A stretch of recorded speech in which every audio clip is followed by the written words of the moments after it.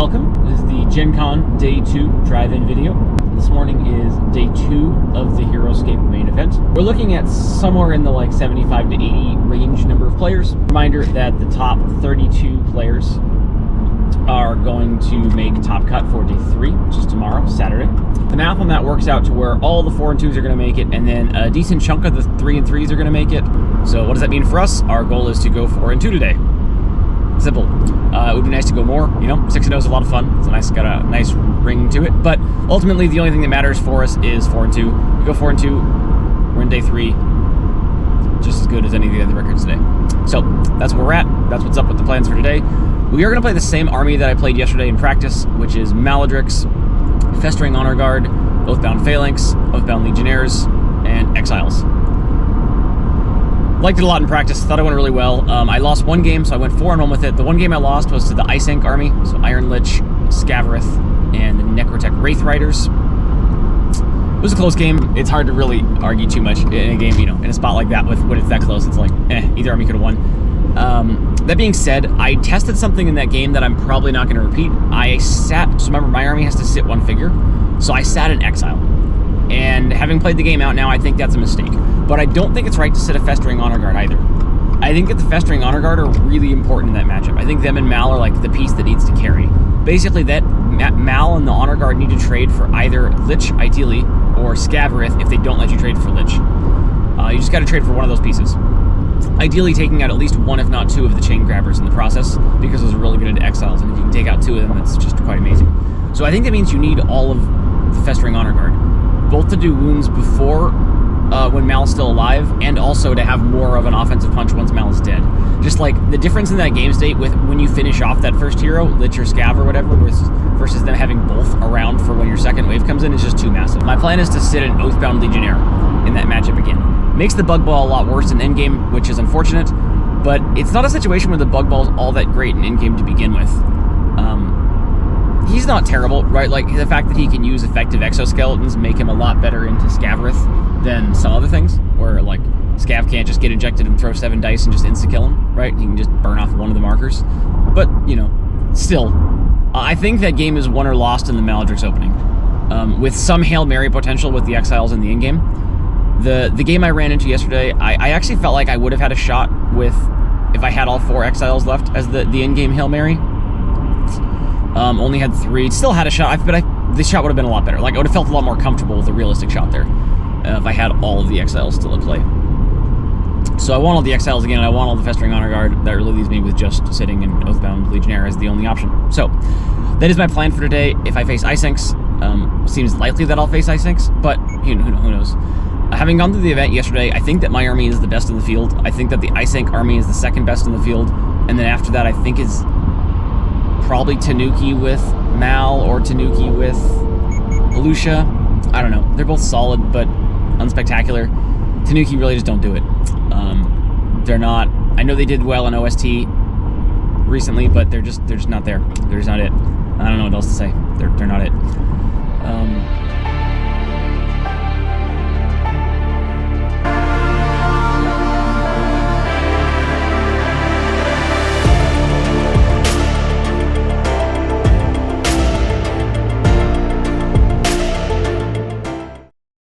I can see I wasn't the only person who liked this army, as we get a mirror matchup right out of the gate.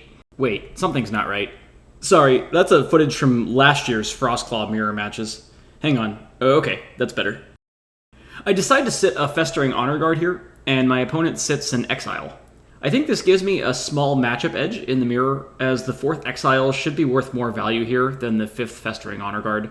Exiles just have so much potential, even against Maledrix, where if they can get height initially, they can just drop 4 attacks of 4 Hunter.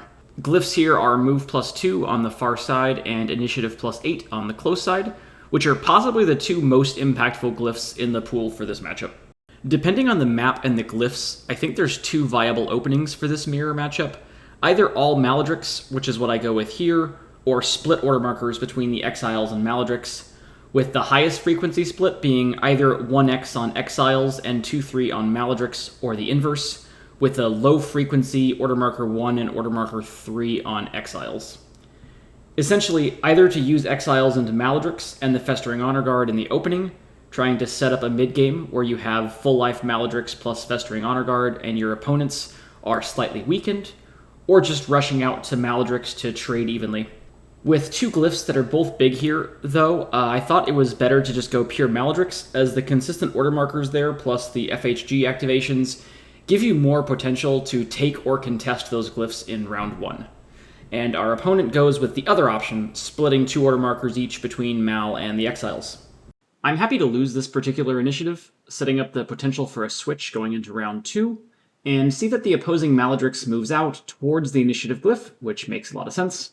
I'm using the blue dice here to count out the Exiles' threat range, to make sure that I develop such that the Exiles can't use powder to get any shots on me if they have the order marker 2. My final positionings use Maledrix as a screen to protect my Festering Honor Guard from his Festering Honor Guard. Essentially, I'm okay with FHGs taking 2v5s into my Maledrix on order marker 2, knowing that they won't have the order marker 3 then, and that I can just kill any that come in essentially for free in that situation. Our opponent has the 2 on Maledrix, which seems like a pretty big mistake to me.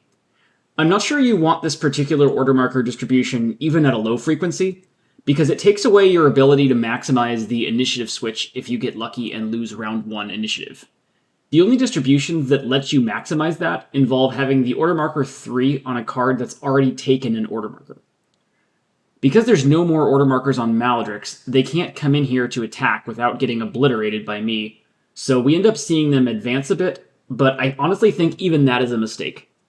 Frankly, if you just plopped me into my opponent's shoes at this exact spot of the game state, I think I would just retreat my Maledrix and Festering Honor Guard back to the start zone, just hoping to limit the potential of my opponent, me in this case, to do a lot of damage off the initiative switch and ensure that you don't give up height anywhere off that switch. On my order marker 2, you can see me debating between coming in with my FHG here and getting attacks, but exposing them to exile at counterattacks, or just staying back and waiting. I end up staying back, which I still like, and plan to just come in on my order marker 3. I do send in Maledrix to attack Festering Honor Guard, and she gets the one on the initiative glyph, which is important since it opens up the ability for my FHG to take it then on my next order marker and give me that solid initiative switch potential going into round 2. Exiles now move up, getting 2 shots at my Maledrix and doing 1 wound. Back to me, and it's now time for my FHGs to come in. I take Dagmar and get 3 attacks on FHGs, 1 up, 1 even, and 1 with height, and I kill the one where I have height. My Maledrix takes an LEA that misses to ascend up to height, and attack my opponent's Maledrix, and I end up dealing 3 wounds off of 2 attacks of 5v5. Going into round 2, I think the only order marker distribution that makes any sense for me is 3 order markers on Mal and 1 on Exiles, with the 3 sometimes on Mal and sometimes on Exiles. This time I go with 1-2-X on Mal and the 3 on Exiles, and we see our opponent do another 2-2 split between Maledrix and the Exiles. I do win initiative, and send 1 FHG to take height on an Exile, knowing they have at least 1 real order marker, while another takes height on Maledrix, and the last 2 are stuck on low ground. I get the Exile kill, which is the most important attack, and the FHG that I attack on even ground also dies, and my Maledrix then does another 3 wounds to his Maledrix, killing her and leaving me in an extremely commanding game state. His order marker 1 was on Maledrix, now on the Festering Honor Guard, with 2 of them left. 1 comes off height, and they manage to kill 1 of my FHG and put 1 more wound on my Maledrix. I take the movement glyph, in preparation for my order marker 3 being on Exiles, and I kill 1 Exile with my FHG, while my Maledrix stays where she is and just kills 1 FHG. His order marker 2 is on Exiles, and the last one takes height and shoots my Maledrix, but does no wounds. My Exiles move up and use their powder. His Exile manages to hit the first stealthy roll, but stays where it is, and I miss the second attack on it. It turns out my third one doesn't actually have line of sight to the Exile, so I instead attacked the last Festering Honor Guard with it, killing it, and then my 4th didn't have any targets. His order marker 3 is on FHG, which are all now dead. Moving into round 3, we're in an extremely good position here and just need to close it out. The main question is which order markers to put on exiles. I think I should have a 2-2 split here, usually with the 1x on exiles and the 2-3 on Maledrix, where my exiles can get height on his Bug Ball on order marker 1, no matter who wins initiative, and then Maledrix can come in and fight Bug Ball after that. This time I go with the greedier version, with my 1 and 2 on exiles and the 3x on Maledrix. My opponent ends up with 3 order markers on Bug Ball and 1 on the exiles, which seems correct to me. We end up losing this initiative, and Bug Ball pops 2 Legionnaires off, then stays on level 1, moving towards Dagmar, and those 2 Legionnaires engage 1 FHG, but it blocks both. I position my exiles to where Bug Ball can't engage more than one of them, use my powder, but end up just killing 1 Legionnaire. His order marker 2 is on Bug Ball, who engages the exile near Dagmar and kills him. The Legionnaire then attacks my FHG, but I block it again. A lot of 2 out of 3 shields going around this round for both of us here. My order marker 2 is on exiles, who have already used their powder, so one takes Dagmar, another engages the Bug Ball, and the final one engages his exile, but I do no wounds this turn. His OM3 is on Bug Ball, who kills another exile, and the Legionnaire misses its attack on my FHG again. My 3 is Maledrix. The FHG on the move glyph stays where it is. One covers the heighted spot next to the exile on Dagmar, and the final one just attacks that Legionnaire, but misses again. Maledrix then replaces the fallen exile between Bug Ball and Dagmar, blocking its path there, and attacks the Bug Ball twice, dealing 1 wound there. Maledrix does hit the Infest roll on Bug Ball, but misses the follow-up Chest Burst roll. Going into round 4, I can see merit to a lot of different order marker distributions for me. I could go with 3 on Maledrix and 1 on Exiles, with the 1 on Exiles at some frequency to use powder. I can also see 3 on Maledrix and 1 on Bug Ball, with the 3 on Bug Ball at some frequency. I end up going with door number 3 here, though, with the X on Exiles, 1-2 on Maledrix, and the 3 on Bug Ball. While I don't hate it, in hindsight, I think that the 1-2X on Maledrix with the 3 on Bug Ball is a more effective use of the bluff order marker here. My opponent ends up with all 3 order markers on Bug Ball and 1 on the Exile again. I win this initiative, and leave the 1 FHG on the move glyph, as I'll want it there for my order marker 3 on Bug Ball, while another one kills the Legionnaire, and the last one attacks the Exile, missing it. Maledrix then burns 1 Legionnaire off the Phalanx. My opponent pops the last Legionnaire off Phalanx, but neither gets a kill. My FHG miss both attacks on the Exile and the Legionnaire, and my Maledrix misses the Phalanx. Phalanx then misses Mal. I end up popping 1 Legionnaire off of Phalanx, and then moving both up towards Dagmar, to where the Legionnaire covers the heighted spot on Phalanx. I slightly misplace Phalanx here initially when I back him up from the first failed move, moving him back to the wrong spot, not where he started his turn. But the final locations where he and the Legionnaire end up are both legal, given where he actually started. His order marker 3 is actually on the Exile, which kills one of my Exiles.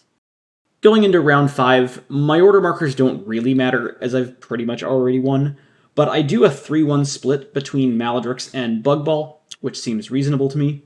The dominant frequency here is probably 1-2x on Maledrix, 3 on Bug Ball, just to hedge a little bit given that I'm up in the game state.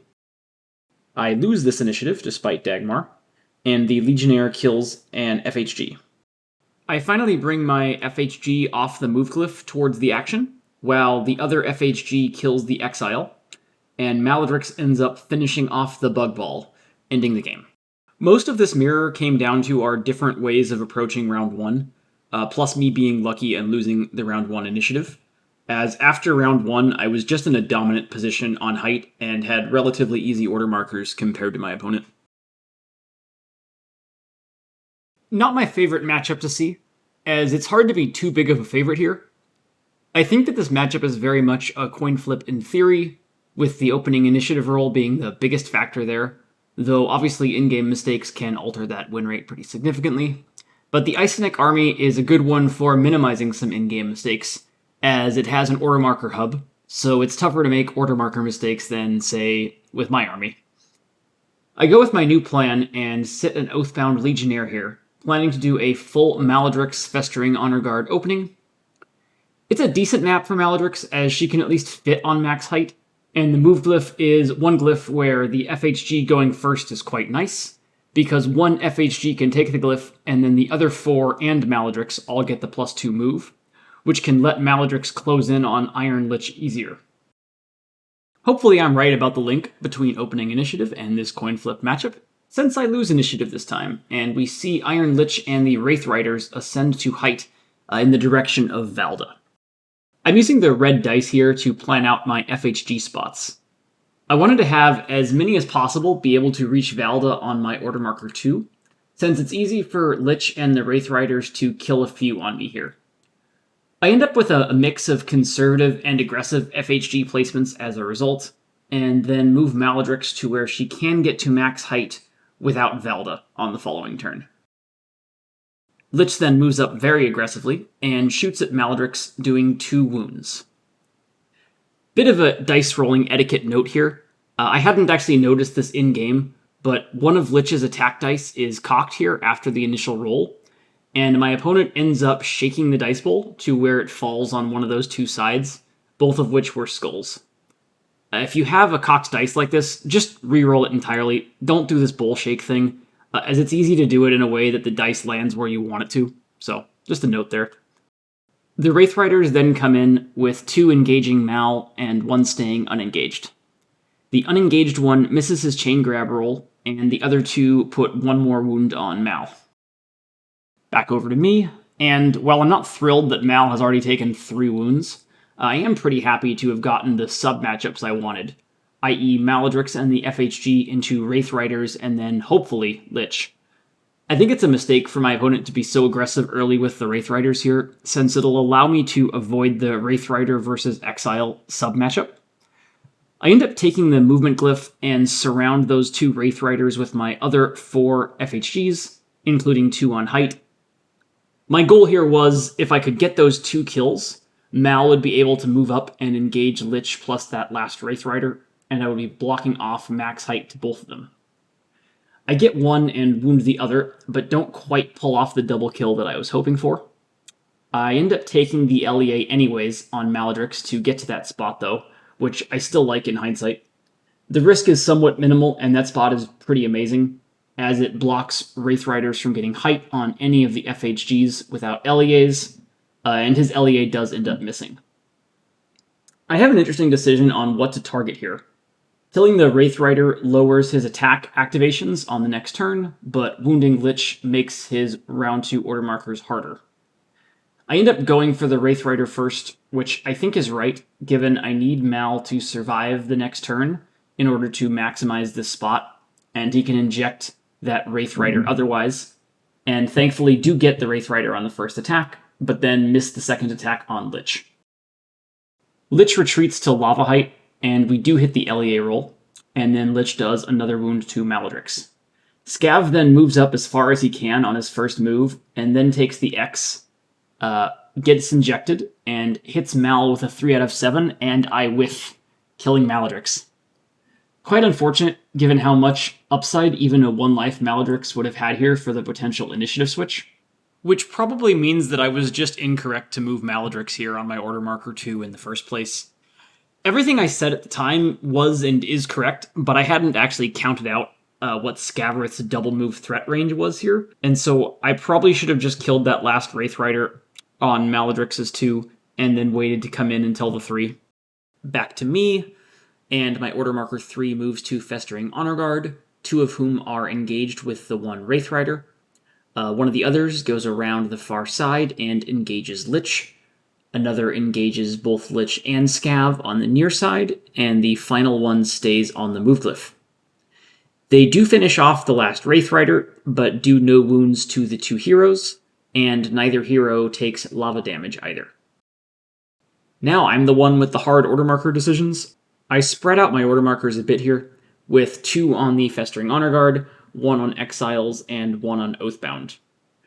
Broadly, though, I need to get as much value as possible out of Festering Honor Guard as I can before they die, and I want at least one real order marker on Exiles here to get a powder off. I decided I essentially needed to go all in on winning initiative here and end up with the 1 and 2 on Festering Honor Guard, the 3 on the Exiles, and the X on the Bug Ball as a bluff. I do win initiative, which I desperately needed, as Lich plus Scavarith could have just decimated the FHG in the current state otherwise. The decision of which hero I should attack here is interesting too, as the order markers are on Lich, but Scav is the main offense and the bigger threat to my Exiles. I end up engaging Lich with 4 of the FHG and Scav with 3, 2 of those are in the middle and engaging both, and decide to take the Fara 2 attacks on Lich first, and then see what we've done to either keep hitting him or switch over to Scav. Those first 2 attacks deal 2 wounds to Lich, so I end up sending the other 2 into Lich as well, doing 1 more wound. Over to my opponent, and Lich stays and shoots an FHG, which blocks it. Scav then kills another 2 with his special attack, and then takes the X turn, and after a little bit of confusion here, uses a normal attack to kill another Festering Honor Guard. I have my 2 on FHG, and I pivot 1 to re-engage Scavarith, and get 1 even ground and 1 low ground attack at Lich, doing 1 wound and leaving him with 1 life. So close to burning those 2 order markers. Lich kills the FHG engaged with Scav, and Scav takes the final injection marker and hits Bug Ball with it, which I think is a mistake. I think that Scav here should have used the special attack to try and kill 2 Exiles instead, as all that happens with this big attack is I take 1 Legionnaire off of Bug Ball to negate the damage that the 5v7 did to it. Whereas if he'd killed 2 Exiles instead, it would have crippled my offense here. My 3 is on the aforementioned Exiles, and unfortunately Lich is out of range, so I can't burn the OM3. Instead, they all take height and throw 4 attacks of 4v4 into Scav, doing 2 wounds. Lich moves up, but misses his attack into an Exile, and Scav rotates to engage 2 Exiles, killing 1 of them. I can't see exactly where I had placed that Exile here, but it was almost certainly a mistake, given that I let Scav engage 2 of them at once. My final FHG dies to lava. Interesting order marker spot here for both of us now. The issue for my opponent is he can't bluff with the X on Lich because Scav just always wants the X on himself. So he can put the order marker 1 on Lich and hope for initiative, or put all 4 on Scavarith to be safer, but lose offensive potential. For me, I think I just have to assume I win initiative again, because if I lose initiative, Scav will kill 2 to 3 Exiles and I just lose, and I end up putting 3 order markers on Exiles and 1 on Bug Ball as a result, with the 3 on Bug Ball, hoping to win initiative and then still have my Bug Ball around by the time my order marker 3 happens. My opponent does end up putting 1 order marker on Lich. I'm once again fortunate here and win this initiative to keep my hopes alive, but I think I make a mistake here, and I think I should have gone with melee attacks on this order marker, as I could have gotten 2 from height on Lich and 1 from height on Scav, hoping to get Lich and then burn the order marker, and then use the powder from height on Scavarith on the following turn. Instead, I end up using the powder this turn, getting the same 2 shots on Lich, with the possibility of a third if needed. I do end up getting Lich with the first 2 though, and then dealing 2 wounds to Scavarith with that last attack. Except the order marker 1 is on Scavarith, not Lich. That's a surprise. My opponent here went with what I think would be a very low frequency choice, and it works out beautifully. Scav stays where he is to attack the Bug Ball, though, which seems like a mistake to me, given that I almost certainly have my order marker 2 on Exiles here. I think Scav should take the LEA and engage 2 Exiles and use the special attack on them. Instead, Scav uses the special attack on the Bug Ball, dealing 2 wounds, which I take as actual wounds here, and then Scav reveals the X, which means that I have burnt an order marker later in the round on Lich, but makes this decision to attack Bug Ball even worse, because Scav could have then gotten 3 attacks in on Exiles this turn, potentially just killing all 3 of them. So I get pretty lucky here that my opponent didn't decide to go for that. And I actually get luckier and then block the 5v3 from Lich into Bug Ball here. I do have the 2 on Exiles, who have to engage to get attacks off, but only 2 of them can actually engage Scav. So I take those 2 attacks and do 2 more wounds, leaving Scav with 1 life. His order marker 2 is on Scav, meaning that we know we've burned the order marker 3 at this point. Scav uses the special attack to hit the Bug Ball twice, but I manage to block both with 2 out of 3 shields. My 3 is on Bug Ball, and I end up popping both Legionnaires off to get the max 3 attacks here, but none do the final wound. I'm pretty clearly ahead here, but my order markers are harder. The only order marker that would be hard for him to burn if I lose initiative is the Exiles, and that's also my best attack possibility if I win initiative, so I put my order marker 1 there, and end up with an overall distribution of 2 order markers on Exiles, 1 on Phalanx, 1 on Legionnaires. I managed to win initiative again here, and my Exiles run away and use Powder, including 2 shots from height, and they manage to finish off Scav, ending the game. Super close one here. I really had to win several initiatives in a row there in rounds 2 and 3 in order to have a chance to pull off this comeback after Mal went down super fast. But we set our order markers in a way that allowed us to have that comeback path if those initiatives went our way, and this time they did. And so we roll on to 2-0. Guys, I'm starting to think this whole Maladrix thing might be pretty good. Yep, you guessed it. It's a Maladrix semi-mirror. This time with Q11 and Acolytes. This version of the build ended up making finals of the overall event, but I honestly don't really like it as a top army. Q11 has a massive weakness to Scavarith in the Icenic build, as 1 injected Scav attack can just decimate him, and he also isn't that great into Maladrix either, between him only getting 1 attack into her per turn and her being able to infest him, which is especially bad for a high defense hero. He also isn't great into Oathbound, as they can all just stay on the Phalanx and limit him to 1 attack per turn, but he is fairly good into Exiles, as he can kill 2 to 3 of them in 1 turn, so that is one sub-matchup that we'd like to avoid here. With that in mind, and not knowing how my opponent will open, I just go full Maladrix in round 1, either to fight the Mal Mirror, or to get Maladrix into Q11, which I would be happier with. I end up sitting a Festering Honor Guard this game, which I think is the only option here, as we want full Oathbound for the potential Q11 endgame. And we see that our opponent has 3 order markers on Maladrix and 1 on Q11. We lose another round 1 initiative, and see the order marker 1 is actually on Q11, who uses his special attack and kills 2 of the Acolytes, so they'll be able to revive around Maladrix in future rounds wherever she ends up going. I advance my Maladrix and Festering Honor Guard up the middle of the map, planning to come along slowly and then go in for the Dagmar boosted initiative switch on order marker 3. Our opponent's Mal and Festering Honor Guard then roll forward in the same general direction that ours did. The red attack dice here is marking where I'm planning to move a single Festering Honor Guard to. That spot serves 2 purposes. It blocks our opponent's Festering Honor Guard from taking Dagmar without an LEA, which will let us get it on our own order marker 3. And if they happen to kill that FHG, it will allow us to get an infest roll off on our order marker 3 into his Maladrix.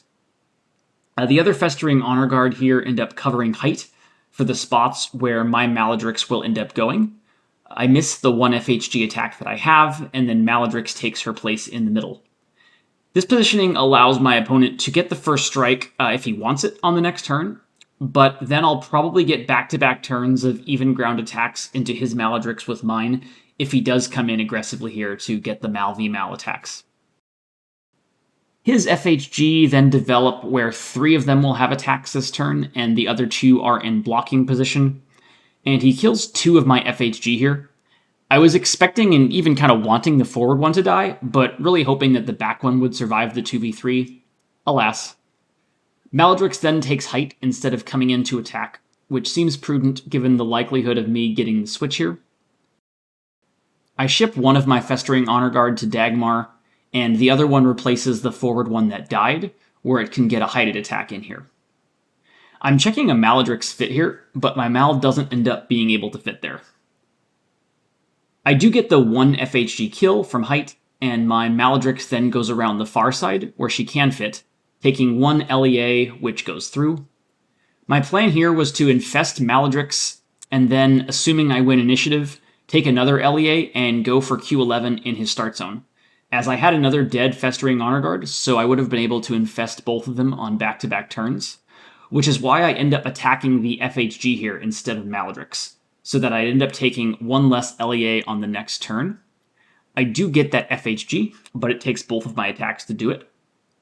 I then hit the Infest roll on Maladrix, and then bink the Chestburst roll too for the 11% combo to just insta-kill his Maladrix. Infest is a 55% chance, and the Chestburst is a 20% chance, so multiplying those together, that's an 11% chance for both happening back-to-back. This is up there with Deadeye Dan's 10% auto-kill ability for just one of the more brutal low-frequency outcomes that you can run into, and it's tough to deny your opponent the chance at going for it too. After that Luckbox combo, we're in a commanding spot here going into round 2. I put all my order markers on Maladrix. Even if I do end up losing Mal and all of my Festering Honor Guard before my order marker 3, I don't have anything else that could attack Q11 anyways, so there's no upside to hedging here, just because the rest of my army is so far away. So this is a spot where, even though I'm up, there's no real point in hedging my order markers. Our opponent has 3 order markers on Q11 and 1 on Festering Honor Guard. We do win initiative. The 2 Festering Honor Guard I have that are engaged stay where they are and attack, while the third one advances from the glyph towards Q11. But I miss both FHG attacks. And then Maladrix engages Q11, doing 1 wound, and I miss the Infest roll. My opponent actually had order marker 1 on the Festering Honor Guard though, but they happen to miss all of their attacks here. Back to me, and we know for certainty all remaining order markers on this round are on Q11. I engage Q11 and the Acolyte with my free Festering Honor Guard, and I end up killing 1 FHG and the Acolyte on this turn. I went for the Acolyte here instead of Q11 because Wannick is on the map, and if I can get him down to just Q11, then I can probably finish him off via Wannick. Mal hits Q11, but does no wounds, but does hit the Infest roll this time. Q11 returns fire into Maladrix, doing 3 wounds with his normal attack. My FHG stay where they are and miss all 3 attacks, while Maladrix then puts 2 wounds on Q11. Q11 puts 1 more wound on my Maladrix, but she's still alive with 1 life, and I miss the Chestburst roll on Q11. Going into round 3, there's definitely merit here to having order markers somewhere else, and Wannick looms quite large. I think this is a spot where I want to have 2 order markers on Maladrix and 2 on Oathbound, with usually the 1X on Maladrix and sometimes at a low frequency the 1-2 on Maladrix. I didn't end up doing that in-game though. I put 3 order markers on Maladrix instead, the 1-2X, with the 3 on Oathbound. And in hindsight, this seems like a pretty clear mistake to me, as I think there's more merit to bluffing where my order marker 2 is than to where my order marker 3 is. And 1 order marker on Oathbound isn't enough for them to get to Wannick anyways. They need 2 to reach it. I win initiative, and I get 1 Festering Honor Guard kill, but I fail to wound Q11. Q11 swings back, but Maladrix blocks it. I send 1 Festering Honor Guard closer to Wannick here, but fail to wound Q11 again with Mal. Q11 then finishes off my Maladrix. I have my order marker 3 on Oathbound here, and again, the issue for me is that I can't get to Wannick or Dagmar here, which is why I think I should have done 1X on Maladrix and 2-3 on Oathbound this round, as I could have then had Legionnaires grab both glyphs on my order marker 3. I end up popping 1 Legionnaire off and then develop both the Phalanx and that Legionnaire up the middle. Q11 then squashes the Festering Honor Guard that he's engaged with, and I missed the second Chestburst roll on Q11. Going into round 4, I put all of my order markers on Oathbound here with the X on FHG. I lose initiative this time, and Q11 advances and kills my last Festering Honor Guard on that side of the map. I advanced Oathbound, making sure Q11 can't engage him, so that I'll face at worst an attack of 4 instead of an attack of 6, and the Legionnaire moves towards Wennick. Q11 shifts over near Dagmar and uses the special attack on the Phalanx, which I block. I can't get even ground with the Phalanx here, so I end up popping off 2 Legionnaires. I needed to leave 1 on the Phalanx to prevent it dying to a 6 out of 7 save from Q11 on this next order marker, and ship Bugball in to engage Q11 to where if Q11 takes Dagmar, Bugball can then get height on him, and it also forces Q11 to take an LEA if Q11 wants to attack the Legionnaires instead of the Phalanx here. Q11 blocks that attack, and I then send the 2 Legionnaires to finish off the last Festering Honor Guard, which they get. Again, just playing to win the game on Wennick. Q11 swings his big hammer on the Phalanx, and I take a single Legionnaire off of him. Phalanx engages Q11 on even ground just to hold him there, but his attack does end up going through, doing the last wound to Q11 and ending the game.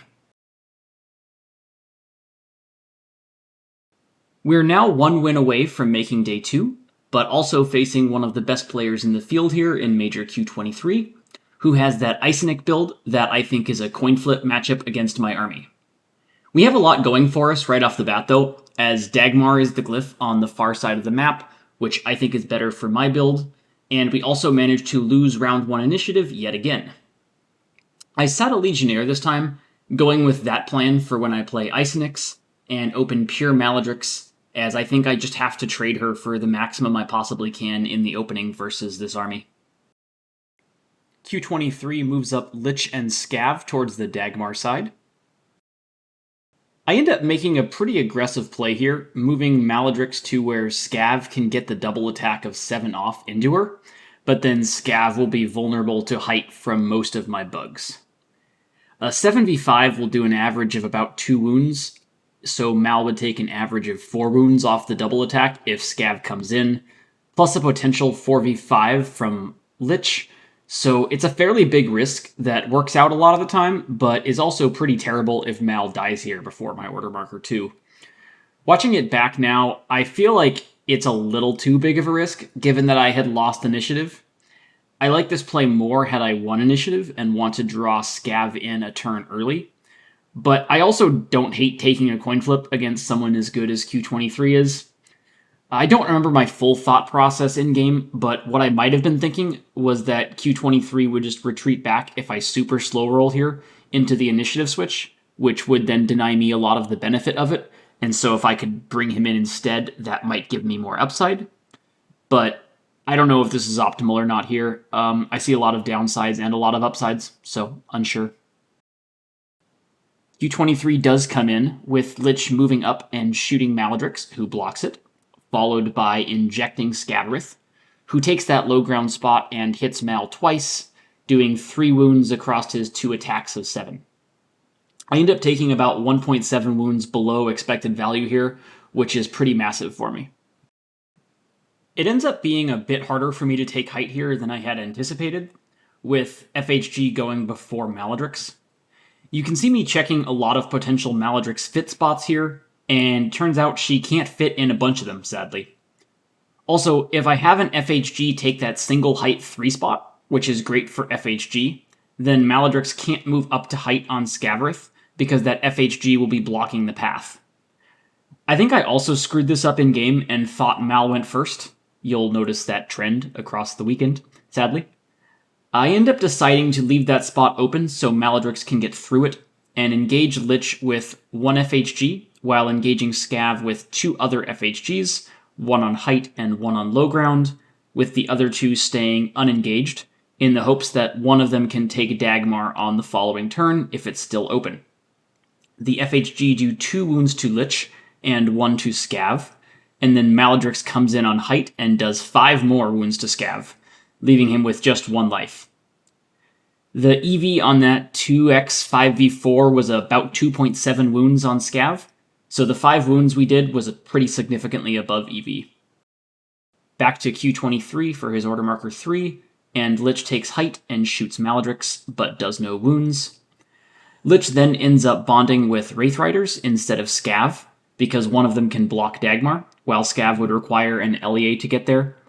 One of the Wraith Riders ends up taking an LEA to reach the spot he wants to get to, which goes through. That red circle represents a wound. I had to take a picture of this absolute cluster of units around Dagmar here, because it was pretty cool looking, and also pretty emblematic of how I think these games in this particular meta, with so many Dagmar glyphs in it, should play. Just fast and furious towards the glyph, doing everything possible to set up to win round 2 initiative and try to steamroll from there. Mal does end up dying here from the 3 attacks from Wraith Riders, the last of which used the final injection from Lich to get an attack of 5. Back to me, I still have all 5 Festering Honor Guard, and have the ability to take height on Scav and 2 of the Wraith Riders. The most important one to try and kill is the one on Dagmar, where I can get 1 heighted attack and 1 even ground attack. So I set that up. But it looks like I accidentally cheated here, as I end up shipping a 3rd FHG into that even ground spot behind the bush, where I'm pretty sure it would have had to take an LEA from Scav to reach there. Damn, that's the 2nd time from GenCon I've seen myself miss an LEA like this, watching the footage back, so that's not good, and I really gotta get better at that moving forward and stop missing these. Sorry, Q23. At least that one doesn't end up doing any wounds here, though. I miss its attack, and 3 of the others, but the one who has height on Dagmar rolls a 4 out of 4 there and kills that Wraith Rider. Going into round 2 now, and neither of us have Dagmar. Q23 is able to put all of his order markers on Lich, but I have to make harder decisions here. I definitely have to put order marker 1 on FHG, as it's incredible when I win initiative, and I'll probably still have round 3 of them if I lose initiative. Order marker 2 is harder, as if I win initiative, I definitely want my 2 there on FHG, but when I lose initiative, I'd much rather have it on Exiles. I don't like my final order marker allocation very much, with me putting 1 on FHG, 1 on Oathbound, and 2 on Exiles. I think FHG should have 2 order markers here, either the 1X or the 1-2, where me bluffing on where my order marker 2 is being the best use of my deception this round. What I did instead was 1 on FHG, 2X on Exiles, and 3 on Oathbound. I do win initiative, and my FHG are pretty tied up, so they mostly stay where they are and attack. I get the wounded Wraith Rider and Scav, and miss the final Wraith. Again, at least I wasn't getting benefit here from that 1 FHG that shouldn't have been able to get there anyways. Over to Q23, who retreats Lich a bit and kills the FHG who'd moved illegally behind the bush. The Wraith then pivots, but misses the chain grab and the attack up. Q23 was able to make this move that looks a lot riskier on face than it actually is, because of my order marker mistake, where I have no more order markers on FHG, and so he knows that I can't punish these moves because FHG never have the option here to take heighted attacks on Lich and the Wraith Rider that were just opened up, and an excellent example of why my order markers as played were a mistake. Back to me, and I have the 2 on Exiles. I roll them forward and use their first powder, getting 3 shots on the Wraith Rider, wounding him but not quite killing him. Back to Q23, Lich retakes max height and kills 1 Exile, while the Wraith Rider retreats to where I can't engage him with an Exile, and kills the FHG on height. My 3 is on Bugball, who moves up and leaves all the Legionnaires on him. Again, I don't like my order markers this round. Not only did I telegraph my lack of a 2 on Festering Honor Guard, but they also put me in a situation where I can't grab Dagmar. Back to Q23, Lich misses his shot, and the Wraith Rider comes in and attacks Bugball, who shows off with this 3 out of 3 shields. Going into round 3, I have way more pieces, but they're in 3 different order marker spots, each of which can get whittled down pretty easily on its own. This time I do put multiple order markers on FHG, along with 1 on Exiles and 1 on Bugball, I had the 1x on FHG, 2 on Exiles, and 3 on Bug Ball. I win initiative, and FHG come in, getting 2 attacks on the Wraith Rider and 1 on Lich, missing Lich but killing the Wraith. Over to Q23, who's down to just Lich, who stays where he is and targets an Exile, correctly predicting my order marker 2, but the Exile hits Stealthy to stay alive.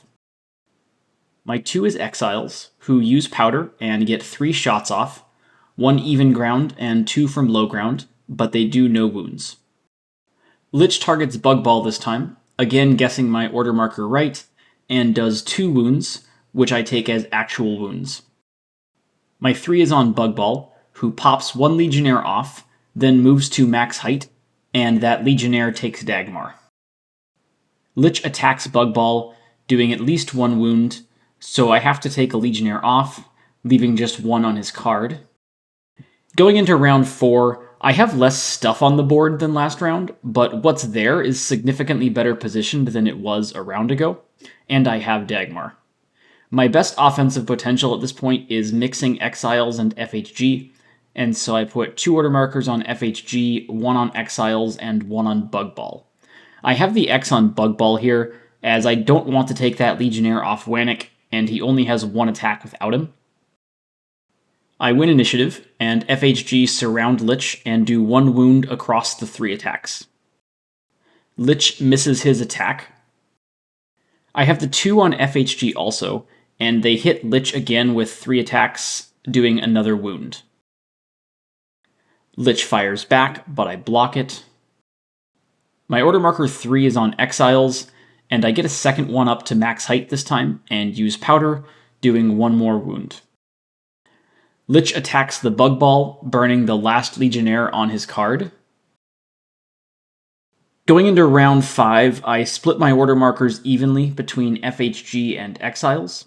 I can't really put any order markers on Bug Ball with no Legionnaires left on him, and FHG and Exiles have the same offensive output now that I'm out of powders, but FHG are slightly better because they have 1 more defense. I win initiative, and I have 1 on FHG, who fail to kill Lich. Lich returns fire and does kill an FHG. I have 2 on Exiles, who engage Lich and finish him off, ending the game and bringing me to 4-0, which means that I am in day 3 regardless of how the final 2 games play out. This is part 1 of a 2-part video. The last 2 games from Swiss and the top cut will be in the next video. So until then, peace y'all.